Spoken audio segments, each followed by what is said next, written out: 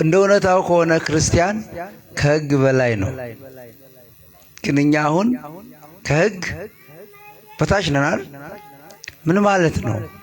ከሕግ በታች ነን። ገና ዛሬ አትስረቁ እንባላለን። ገና አታመንዝሩ እንባላለን።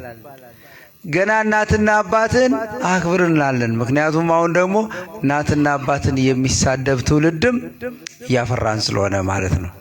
ከድጡ ወደ ማጡ እየሄድን ስለሆነ ይህ ሁሉ የሚሰበከው ቃል እግዚአብሔር የት እንደሚሄድ አላውቅም። በእውነት በሕይወት መኖር ስለሌለ እናውቃለን። መጽሐፉን እኮ እናውቃለን። ገና መምህሩ ሳይናገር ምን ሊጠቅስ እንደሚፈልግ ሁሉ እናውቃለን። የእውነት በጣም የሚገርመው ነገር እሱ ነው። መጽሐፍ ቅዱሱን በአእምሮአችን ይዘነዋል፣ ግን አንኖረውም። እውቀት ብቻ ሆነናል ማለት ነው። የምንተችበት እውቀት ነው የሆነን። የማናውቀው ሙሉ ያልሆነ እውቀት፣ ያውም ጎዶሎ። እሱንም እኮ በአግባቡ ብንይዘው በረባን ነበረ።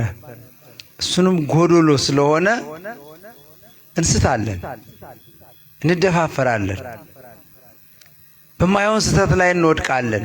የገባን ይመስለናል፣ ግን አልገባንም፣ ገና ነን።